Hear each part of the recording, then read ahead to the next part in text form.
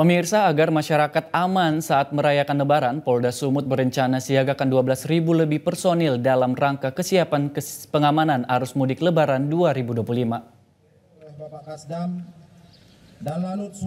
Kapolda Sumut Irjen Pol Wisnu Hermawan memprediksi akan ada banyak pergerakan manusia yang akan masuk keluar Sumut mencapai jutaan orang saat menjelang dan pasca Hari Raya Idul Fitri mendatang.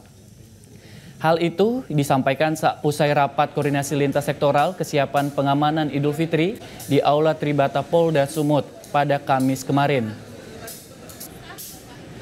Menurutnya, 12.000 lebih personil akan disiagakan untuk menjalankan kegiatan operasi Ketupat Toba 2025. Dirinya mengatakan ada pergerakan manusia dari Sumut keluar dan dari luar masuk ke Sumut.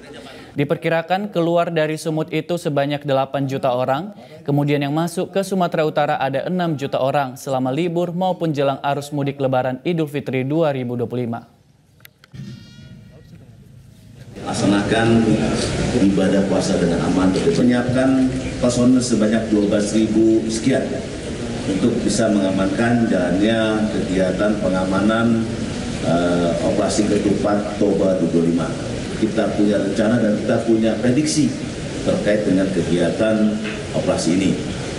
Direncanakan kemungkinan dari pusat ada pergerakan manusia dari Sumut keluar dan dari luar masuk ke Sumut.